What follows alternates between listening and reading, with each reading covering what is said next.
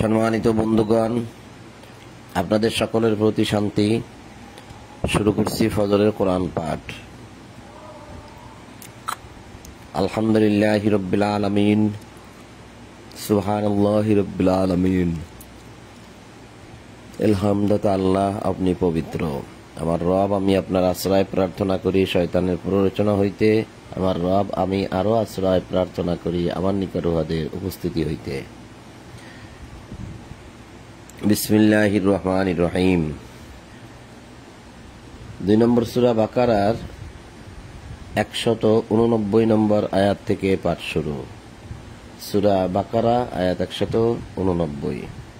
আল্লাহ বলছেন, ইয়াসআলুনাকা আনিল আহিল্লা কুল হিয়া মাওয়াকিতু লিন-নাসি ওয়াল হজ্জ ওয়ালাইসাল বিররু বিআন তা'তুল বুয়ুতা মিন যুহুরিহা ওয়ালাকিন্নাল বিররা মানিত্তাকা ওয়াতুল বুয়ুতা মিন আবওয়াবিহা ওয়াত্তাকুল্লাহা লাআল্লাকুম তুফলিহুন ওয়াকাতিলু ফি সাবিলিল্লাহিল্লাযীনা লা ইয়াকাতিলুনাকুম ওয়ালা তা'তাদু ইন্নাল্লাহা লা ইউহিব্বুল মু'তাদিন। বাংলা অনুবাদ, ইসলামিক ফাউন্ডেশন। লোকে তোমাকে নতুন চাঁদ সম্বন্ধে প্রশ্ন করে। নতুন চাঁদ, আহিল্লা, তোমাকে আহিল্লা সম্পর্কে জিজ্ঞাসা করে, নতুন চাঁদ সম্বন্ধে জিজ্ঞাসা করে। বলে দাও, উহা মানুষ এবং হজের জন্য সময় নির্দেশক। বলে দাও, হিয়া মাওয়াকিতু লিন-নাস, ওটা মানুষের জন্য সময়, আল হজ, হজের জন্য সময় নির্দেশক। এটা মানুষের জন্য সময় নির্দেশক এবং হজের জন্য সময় নির্দেশক। পশ্চাৎ দিক দিয়া তোমাদের গৃহে প্রবেশ করাতে কোনো পুণ্য নাই। পিছনের দরজা দিয়া যে তোমরা ঘরে প্রবেশ করবে, ঘরে, তাতে কোনো তোমাদের পুণ্য নাই। আচ্ছা, এই ঘরটা কোন ঘর? ওয়ালাইসাল বিররা, নেই কোনো পুণ্য, বিআন তা'তুল বুয়ুতা মিন যুহুরিহা, যে তোমরা পিছন থেকে ঘরে প্রবেশ করবে, তাতে কোনো সওয়াব নাই। ওয়ালাকিন্নাল বিররা মানিত্তাকা, কিন্তু পুণ্য আছে কেহ তাকওয়া অবলম্বন করিলে, আল্লাহকে ভয় করলে, সাবধান হলে, তাতে পুণ্য আছে। সুতরাং তোমরা দ্বার দিয়ে গৃহে প্রবেশ করো। ওয়াতুল বুয়ুতা মিন আবওয়াবিহা, তোমরা দরজা দিয়েই প্রবেশ করো, অর্থাৎ পিছনের দরজা দিয়া যাওয়ার দরকার নাই। ওয়াত্তাকুল্লাহা লাআল্লাকুম তুফলিহুন, এবং আল্লাহকে ভয় করতে থাকো। তোমরা আল্লাহকে ভয় করতে থাকো, লাআল্লাকুম তুফলিহুন, যাতে তোমরা সফল হতে পারো। তাহলে এই যে বিআন তা'তুল বুয়ুতা মিন যুহুরিহা, যে পশ্চাৎ দিক দিয়ে তোমাদের গৃহে প্রবেশ করাতে কোনো পুণ্য নাই, এই গৃহটা কোনটা?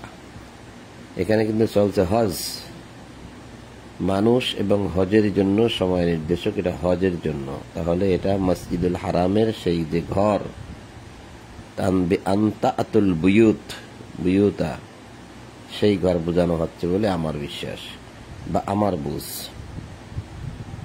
মসজিদুল হারাম, যেখানে হজ হওয়ার কথা, সেই ঘরে পিছন দিক থেকে যাওয়াটা বা সেই ঘরে পিছন দিক থেকে ওঠাটা, এতে কোনো লাভ নাই।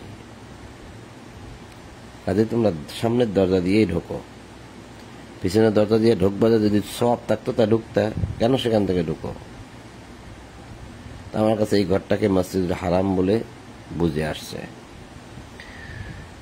যাহারা তোমাদের বিরুদ্ধে যুদ্ধ করে, তোমরাও আল্লাহর পথে তাহাদের বিরুদ্ধে যুদ্ধ করো। তাহলে এখানে আবার যুদ্ধ কেন আসলো? অর্থাৎ এই যে ঘরটা কথা বলা হচ্ছে, এই ঘরে কিন্তু মানুষ যাইতে দেরা, আটকাইয়া রাখে, বর্তমানে যাইতে দেরা। সেখানে যাইতে গেলেই আপনার সাথে যুদ্ধ হবে, সেটাই দেখা যাচ্ছে। তা আল্লাহ বলছে, তোমাদের বিরুদ্ধে যারা যুদ্ধ করে, তোমরাও আল্লাহর পথে তাদের বিরুদ্ধে যুদ্ধ করো। আপনি আগে যুদ্ধ করবেন বা কাউকে ক্ষতি করবেন, সেটা সে আদেশ আল্লাহ দেয়নি। আপনি একটা ভালো কাজ করতেছেন, সে ভালো কাজে যদি বাধা দেয়, তাহলে আপনি এটা চালাইতে পারেন, যুদ্ধ যদি আপনার সাথে লোক থাকে। লোকবল না থাকলে আপনি পারবেন তাদের সাথে? কোনো মতেই না। তো যাহারা তোমাদের বিরুদ্ধে যুদ্ধ করে তোমরাও আল্লাহর পথে তাদের বিরুদ্ধে যুদ্ধ করো, কিন্তু সীমা লঙ্ঘন করো না। নিশ্চয়ই আল্লাহ সীমা লঙ্ঘনকারীদেরকে ভালোবাসেন না। সীমা লঙ্ঘন করো না মানে কি? তোমাদেরকে যে পরিমাণ বাধা দিয়েছে ঠিক তোমরা সেই পরিমাণই তাদেরকে প্রতিহত করবা। কিন্তু তারা যদি হত্যা করে থাকে তোমাদের কাউকে, তাহলে তোমরাও একজনকে হত্যা করবা যে অপরাধী। এগুলো হচ্ছে সীমা। এখন এক লোকে হত্যা করলো, আপনি তাদের আর একজনকে মেরে ফেললেন, এটা সীমা লঙ্ঘন হলো না? যাকে মারছেন সে কি কোনো অপরাধ করছে? অথবা এক লোক আপনাদের এখানে এসে 2 জনকে হত্যা করে ফেলছে, আপনি যে 5 জনকে হত্যা করে দিচ্ছেন, তাহলে এটা সীমা লঙ্ঘন হলো না? এটা করা যাবে না। এটাই আল্লাহ মনে রাখতে বলছেন যে সীমা লঙ্ঘন করবে না। যারা সীমা লঙ্ঘন করে আল্লাহ তাদেরকে ভালোবাসেন না। এরপর আছে, যেখানে তাহাদেরকে পাইবে হত্যা করিবে, এবং যে স্থান হইতে তোমরা তোমাদেরকে বহিষ্কার করিয়াছে, যে স্থান হইতে তাহারা তোমাদেরকে বহিষ্কার করিয়াছে, তোমরাও সেই স্থান হইতে তাহাদেরকে বহিষ্কার করিবে। ফিতনা হত্যা অপেক্ষা গুরুতর।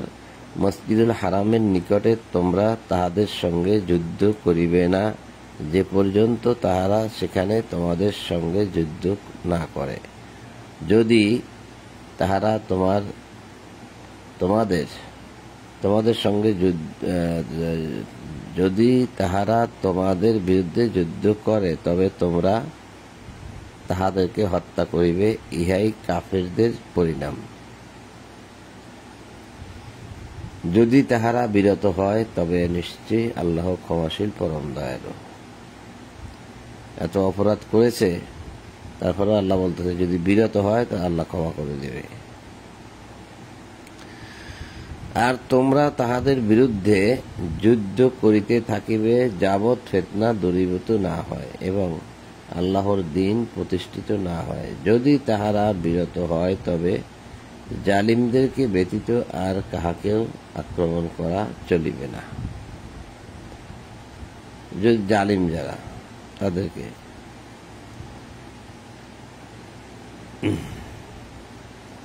পবিত্র মাস পবিত্র মাসের বিনিময়, যাহার পবিত্রতা অলঙ্ঘনীয়, তাহার অবমাননা সকলের জন্য সমান।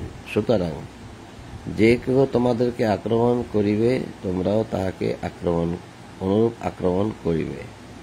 এবং তোমরা আল্লাহকে ভয় করো এবং জানিয়ে রাখো যে আল্লাহ অবশ্যই মুত্তাকিদের সঙ্গে আছেন।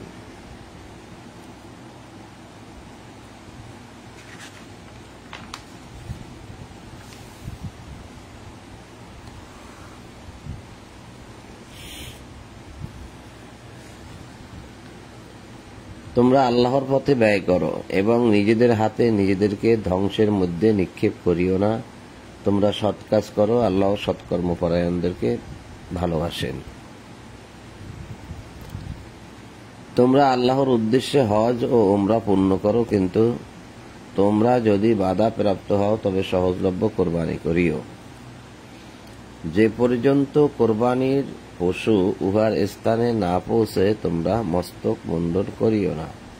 তোমাদের মধ্যে যদি কেহ পীড়িত হয় কিংবা মাথায় ক্লেশ থাকে, তবে সিয়াম কিংবা সাদাকা অথবা কোরবানির দ্বারা উহার ফিরিয়া দিবে। যখন তোমরা নিরাপদ হইবে, তখন তোমাদের মধ্যে যে ব্যক্তি হজের আগে উমরা দ্বারা লাভবান হইতে চায়, সে যেন সহজলভ্য কোরবানি করিবে। কিন্তু যদি কেহ উহা না পায়, সহজলভ্য কোরবানি তো করতে কইছে, কিন্তু তারা তো পেল না। এটাই এখানে বলছে যে কেহ উহা না পায়, তবে তাহাকে হজের সময় 3 দিন এবং গৃহে প্রত্যাবর্তনের পর 7 দিন এই পূর্ণ 10 দিন সিয়াম পালন করিতে হইবে। ইহা তাহাদের জন্য যাহাদের পরিজন বর্গ মসজিদুল হারামের বাসিন্দা নয়। আল্লাহকে ভয় করো এবং জানিয়ে রাখো যে নিশ্চয়ই আল্লাহ শাস্তি দানে কঠোর।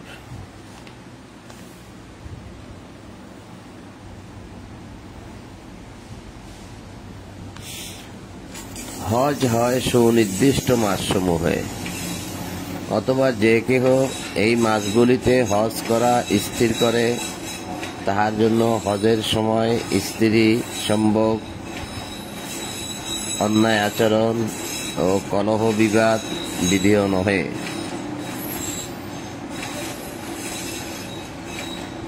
তোমরা উত্তম কাজে যাহা কিছু ব্যয় করো, আল্লাহ তাহা জানেন, এবং তোমরা পাথেয় ব্যবস্থা করিও। আত্মসংযমী শ্রেষ্ঠ পাথেয়। হে বোধশক্তি সম্পন্ন ব্যক্তিগণ, তোমরা আমাকে ভয় করো। এখানে আমরা কিন্তু একটা বিষয় দেখেছি যে হজ হয় সুনির্দিষ্ট মাসসমূহে। আল হাজ্জ আশহুরুম মালুমাত, নির্দিষ্ট মাসসমূহে। তো এই বিষয়টা আমাদের আবার একটু মনে রাখতে হয়। সিয়ামের সংখ্যা পূরণের ক্ষেত্রে এরা একটা যুক্তি দাঁড় করে আমরা, যে ওখানে আল্লাহ বলছে আইয়ামা মাদুদাত, অর্থাৎ সিয়াম নির্দিষ্ট কয়েকদিনের জন্য। আবার আমরাই কেউ না কেউ বলছি যে নির্দিষ্ট কয়েকদিন, কতদিন, কেউ বলছে এটা 20 দিন 15 দিন হতে পারে, 1 মাসও হতে পারে। তো 20 দিন 15 দিন যদি কেউ বলে ফেলে, তাহলে তো সে এই যে হজ হয় সুনির্দিষ্ট মাস সমূহ হয়। এখন 20 দিন 15 দিন যদি কেউ বলে, তাহলে তো এটাও 20 দিন 15 দিন, অর্থাৎ আইয়ামা মাদুদাত কতদিন। লোকেরা এটা প্রশ্ন করতেই পারে। তা কেউ বলবে আইয়ামা মাদুদাত তো 1 মাস, কেউ বলবে আইয়ামা মাদুদাত 10 দিন, কেউ বলবে আইয়ামা মাদুদাত তো 20 দিনও হতে পারে। ওখানে তো বলছে সিয়াম হচ্ছে নির্দিষ্ট কয়েকটি দিনের জন্য। কয়েকটা দিন কতদিন? কেউ বলবে এটা 1 মাস, কেউ বলবে 20 দিন। তাই যদি হয়, তাহলে এখানে বলছে আল হাজ্জু আশহুরুম মালুমাত, হজ হয় সুনির্দিষ্ট মাস সমূহ। তাহলে এটাও কি 1 মাস হবে? সুনির্দিষ্ট মাস, তাহলে কি এটাকেও 30 দিন ধরা যাবে বা 20 দিন ধরা যাবে? এরকম একটা যুক্তি এখানে আসে। তো সেজন্য বলছি যেটা মনে রাখতে হবে, আল হাজ্জু আশহুরুম মালুমাত। আরো একটা আয়াত আছে যেটাকে মনে রাখতে হবে, সেটা 3 নম্বর 203 নম্বর।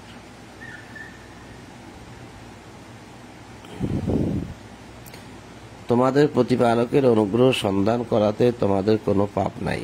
আল্লাহর অনুগ্রহ, আল্লাহর দয়া পৃথিবীতে আছে, মানুষের কাছে আছে, গ্রামে গঞ্জে, টাউনে বন্দরে, সব জায়গায় আছে। এগুলো যে স্মরণ করব, আমরা খোঁজ করব, তালাশ করব, আল্লাহ বলছে এতে কোনো পাপ নাই।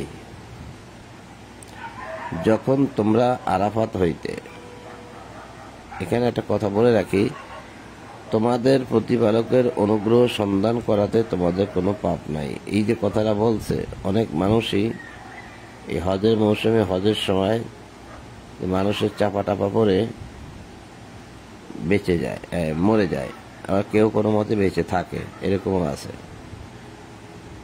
তাহলে মানুষ যদি আল্লাহর অনুগ্রহ সন্ধান করাতে জমিনে ভ্রমণ করে বা যেভাবেই করুক না কেন, তাতে আল্লাহ বলছে কোনো পাপ নাই। কিন্তু এটাকে যদি এখন আমি নিয়ে যাই যে হজ করে, জীবনে একবার হজ করে, তার কোনো পাপ নাই, তার সমস্ত পাপ এখানে রেখে আসলাম বা জমা দিলাম বা মাফ হয়ে গেল, এরকম কথা যদি বলি, তাহলে কি সেটা মিলবে? কারণ আল্লাহ বলছে যে তোমাদের প্রতিপালকের অনুগ্রহ সন্ধান করো। এটা তো শুধু ওইখানে যে তা না, সব জায়গায় কথাই যে বলা হচ্ছে যে অনুগ্রহ বা দয়া তোমরা সফল করো, মানে সন্ধান করো, তাতে তোমাদের কোনো পাপ নাই। এখন এখানে লোকেরা কেউ কেউ বলতেছে এখানে পাপ নাই বলছে, তার মানে আমরা নাকি সেখানে গিয়ে হজ করব, তাহলে আমাদের সমস্ত পাপ মুছে যাবে, এখানে এই কথা বলছে। এটা ও লোকদের ধারণা, কিন্তু আমি কোরআনে সেটা পাইনি, সেজন্য কথাটা একটু বড় করলাম। যখন তোমরা আরাফাত হইতে প্রত্যাবর্তন করিবে, তখন মাশআলুর হারামের নিকটে পৌঁছাইয়া আল্লাহকে স্মরণ করিবে এবং তিনি যেভাবে নির্দেশ দিয়েছেন ঠিক সেভাবে স্মরণ করিবে, যদিও ইতিপূর্বে তোমরা বিভ্রান্তদের অন্তর্ভুক্ত ছিলে। অথবা অন্য অন্য লোক যেখান হইতে প্রত্যাবর্তন করে, তোমরাও সেই স্থান হইতে প্রত্যাবর্তন করিবে।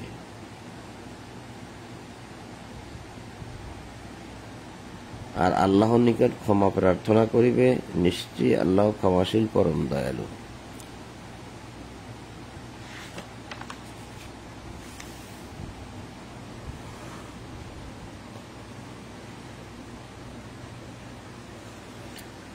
অতঃপর যখন তোমরা হজের অনুষ্ঠানাদি সমাপ্ত করিবে, তখন আল্লাহকে এমনভাবে স্মরণ করিবে যেমন তোমরা তোমাদের পিতৃপুরুষগণকে স্মরণ করিতে। অতঃপর তার চেয়েও অভিনিবেশ সহকারে বেশি আর কি। মানুষের মধ্যে যাহারা বলে, হে আমাদের প্রতিপালক, আমাদেরকে ইহকালে দাও, বস্তুত পরকালে তাহাদের জন্য কোনো অংশ নাই। আর মানুষের মধ্যে যাহারা বলে, হে আমাদের প্রতিপালক, আমাদের দুনিয়াতে কল্যাণ দাও এবং আখেরাতে কল্যাণ দাও এবং আমাদেরকে দোজখের শাস্তি হইতে রক্ষা করো, তাহারা যাহা অর্জন করিয়াছে তাহা প্রাপ্য অংশ তাহাদেরই। দুনিয়া এবং আখেরাত চাওয়ার পর আল্লাহ সে যতটুকু কামাই করতে পারবে সে ততটুকুই ভোগ করবে, এর বেশি না। কারণ সে দুনিয়াও চাইছে, আখেরাতও চাইছে। তাহলে সে যতটুকু কামাই করবে সে ততটুকু পাবে, ক্ষমা নাই। তোমরা নির্দিষ্ট সংখ্যক দিনগুলিতে আল্লাহকে স্মরণ করিবে, বলছিলাম এইটা। অযকুরুল্লাহ ফি আইয়ামিন মাদুদাত, ফি আইয়ামিন মাদুদাত নির্দিষ্ট সংখ্যক দিন। তাই যদি হয় তাহলে এই যে আমরা পরে আসছি আইয়ামিন মাদুদাত, নির্দিষ্ট সংখ্যক সিয়াম নির্দিষ্ট কয়েকটি দিনের জন্য, আইয়ামিন মাদুদাত নির্দিষ্ট কয়েকটা দিনের জন্য সিয়াম। আর এখানে বলছে তোমরা নির্দিষ্ট সংখ্যক দিনগুলিকে আল্লাহ স্মরণ করিবে। এখানেও বলা হয়েছে ফি আইয়ামিন মাদুদাত, নির্দিষ্ট দিন। তো ওখানে একটা যদি 1 মাস হয় তাহলে এখানেও 1 মাস হওয়ার কথা, তাই না? এই জন্য বলছে এগুলো একটু মনে রাখতে হয়। যদি কেউ তাড়াতাড়ি করিয়া 2 দিনে চলিয়া আসে তবে তাহার কোনো পাপ নাই, আর যদি কেউ বিলম্ব করে তবে তাহারও কোনো পাপ নাই। ইহা তাহাদের জন্য যে তাকওয়া অবলম্বন করে এবং তোমরা আল্লাহকে ভয় করো এবং জানিয়ে রাখো যে তোমাদেরকে অবশ্যই তাহার নিকটে একত্র করা হইবে। আর মানুষের মধ্যে এমন ব্যক্তি আছে দুনিয়ার জীবন সম্বন্ধে যাহার কথাবার্তা তোমাকে চমৎকৃত করে এবং তাহার অন্তরে যাহা আছে সে সম্বন্ধে আল্লাহকে সাক্ষী রাখে। প্রকৃতপক্ষে সে ভীষণ কলহপ্রিয়।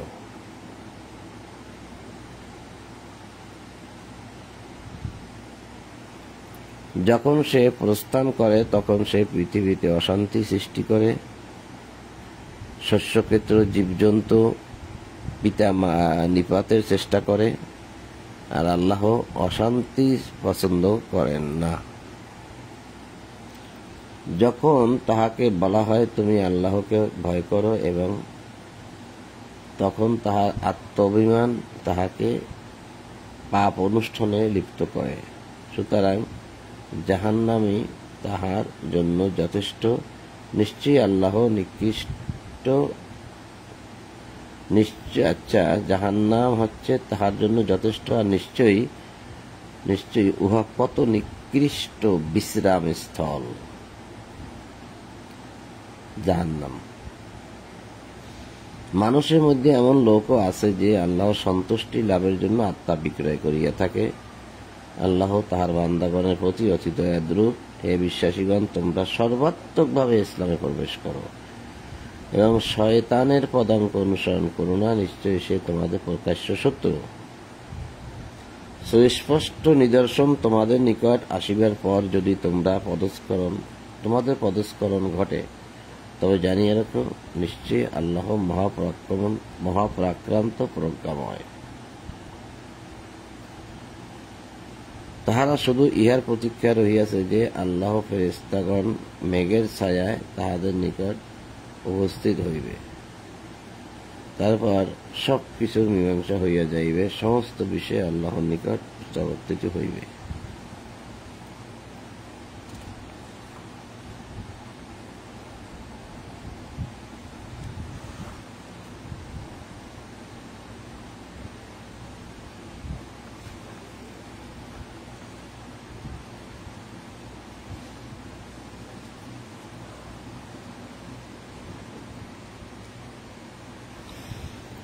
বনী ইসরায়েলকে জিজ্ঞাসা করো, আমি তাহাদেরকে কত স্পষ্ট নিদর্শন প্রদান করিয়াছিলাম। আল্লাহর অনুগ্রহ আসিবার পর কেহ উহার পরিবর্তন করিলে আল্লাহ তো শাস্তিদানে কঠোর।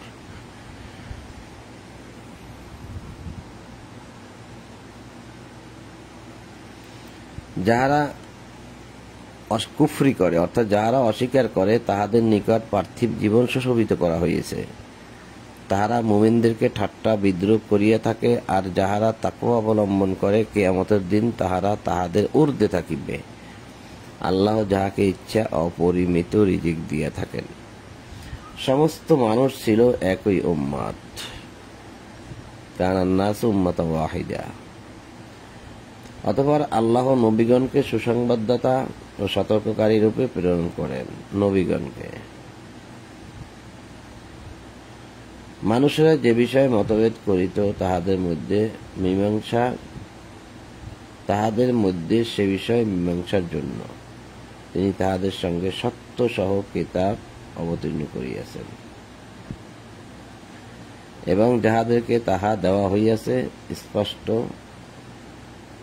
নিদর্শন তাহাদের নিকট আসিবার পর তাহারা শুধু পরস্পর বিদ্বেষবশত সেই বিষয়ে বিরোধিতা করিত। যাহারা বিশ্বাস করে তাহারা যে বিষয়ে ভিন্ন মত পোষণ করিত, আল্লাহ তাহাদেরকে সে বিষয়ে নিজ অনুগ্রহে সৎপথে পরিচালিত করেন। আল্লাহ যাহাকে ইচ্ছা সরল পথে পরিচালিত করেন। তোমরা কি মনে করো যে তোমরা জান্নাতে প্রবেশ করিবে, যদিও এখনো তোমাদের নিকট তোমাদের পূর্ববর্তীদের অনুরূপ অবস্থা আসে নাই? অর্থ সংকটে দুঃখ কষ্ট তাহাদেরকে স্পর্শ করিয়াছিল, এবং তাহারা ভীত ও কম্পিত হইয়াছিল।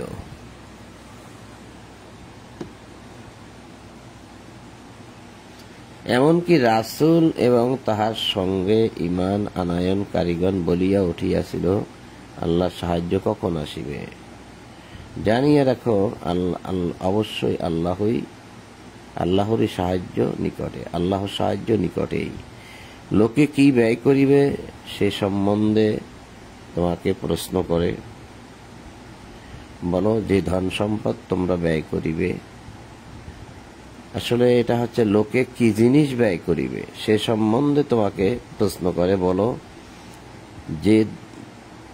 যে ধন সম্পদ তোমরা ব্যয় করে থাকো, এরকম হবে, ব্যয় করে থাকো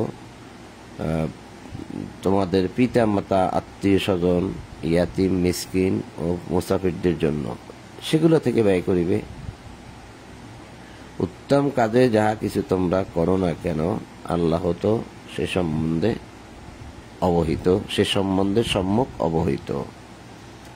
তোমাদের জন্য যুদ্ধের বিধান দেওয়া হইল, যদিও তোমাদের নিকট ইহা অপ্রিয়, কিন্তু তোমরা যাহা অপছন্দ করো সম্ভবত তাহা তোমাদের জন্য কল্যাণকর, এবং যাহা ভালোবাসো সম্ভবত তাহা তোমাদের জন্য অকল্যাণকর। আল্লাহ জানেন আর তোমরা জানো না।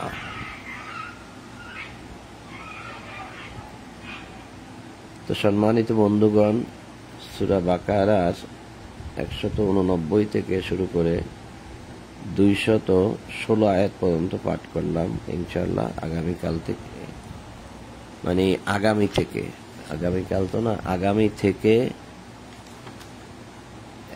217 থেকে পাঠ করে শোনাবো ইনশাআল্লাহ।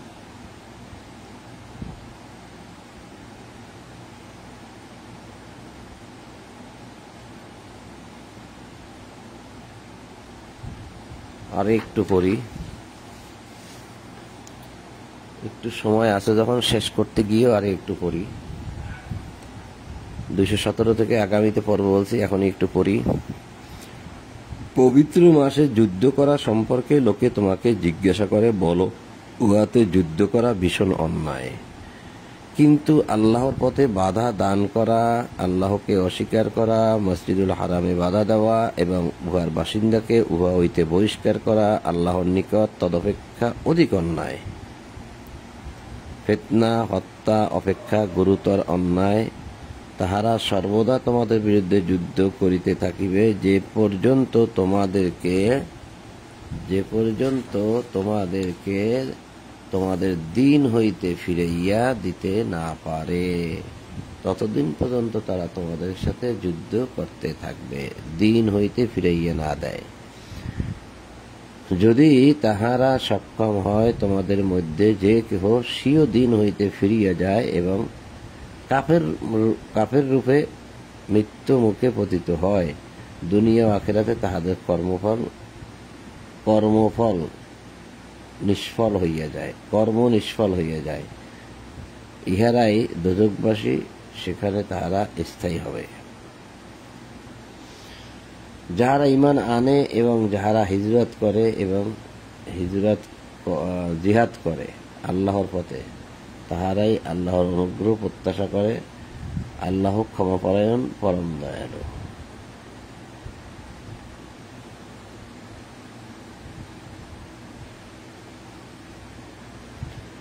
লোকে তোমাকে মদ ও জুয়া সম্পর্কে জিজ্ঞাসা করে, বলো, উভয়ের মধ্যে আছে মহাপাপ এবং মানুষের জন্য উপকারও, কিন্তু উহাদের পাপ উপকার অপেক্ষা অধিক। লোকে তোমাকে জিজ্ঞাসা করে, কি জিনিস তাহারা ব্যয় করিবে, বলো, যাহা উদ্বৃত্ত, মানে যা অতিরিক্ত। তাহলে এটা লোকে তোমাকে জিজ্ঞাসা করে, তাহারা কি জিনিস ব্যয় করিবে, বলো, যা উদ্বৃত্ত, যা তোমার কাজে আসে না, যা ক্ষমার যোগ্য, যা তোমার এমন সম্পদ তুমি জমিয়ে রেখেছো যে সম্পদগুলো তুমি কাজে খাটাইতে পারতেছো না, অথচ সম্পদগুলো জমা রয়ে গেছে, এগুলো দিয়ে দাও মানুষকে, তাই তো হয়ে গেল যা উদ্বৃত্ত। ইমামের হাতে দিয়ে দাও, ইমাম সবগুলো বন্টন করে দেবে সবাইকে সমানভাবে। এইভাবে আল্লাহ তাহার বিধান তোমাদের জন্য সুস্পষ্টভাবে ব্যক্ত করেন, যাহাতে তোমরা চিন্তা করো। দুনিয়া ও আখিরাত সম্বন্ধেও লোকে তোমাকে জিজ্ঞাসা করে, এতিম সম্পর্কে জিজ্ঞাসা করে, বলো, তাহাদের জন্য সুব্যবস্থা করা। তোমরা যদি তাহাদের সঙ্গে একত্র থাকো, তবে তাহারা যেন তোমাদেরই ভাই। আল্লাহ জানেন কে হিতকারী এবং কে অনিষ্টকারী। আল্লাহ ইচ্ছা করিলে এ বিষয়ে তোমাদেরকে অবশ্যই কষ্টে ফেলিতেন, নিশ্চয়ই আল্লাহ প্রবল পরাক্রান্ত প্রজ্ঞাময়।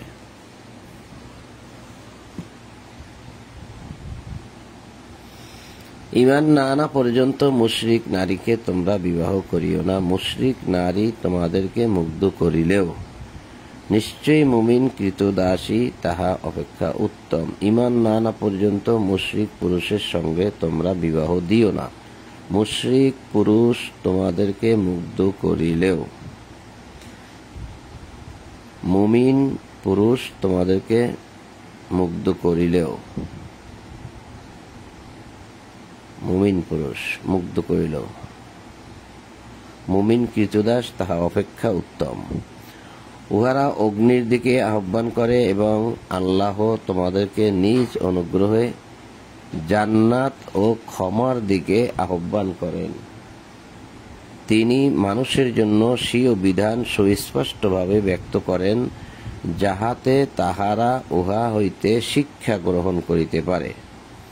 এই অংশটুকু আবার দেখি যে উহারা অগ্নির দিকে আহ্বান করে। মুশরিক নারী মুশরিক পুরুষ মানুষকে অগ্নির দিকে ডাকে এবং আল্লাহ তোমাদেরকে নিজ অনুগ্রহে জান্নাত ও ক্ষমার দিকে আহ্বান করেন। জান্নাতের দিকে আর ক্ষমার দিকে, যে মানুষ কিভাবে জান্নাতে যেতে পারে, কিভাবে আমি তাদেরকে ক্ষমা করতে পারি, সেই দিকে আল্লাহ ডেকে থাকেন, কিন্তু আমরা এ বিষয়ে চিন্তাই করি না। তিনি মানুষের জন্য স্বীয় বিধান সুস্পষ্টভাবে ব্যক্ত করেন, যাহাতে তাহারা উহা হইতে শিক্ষা গ্রহণ করিতে পারে।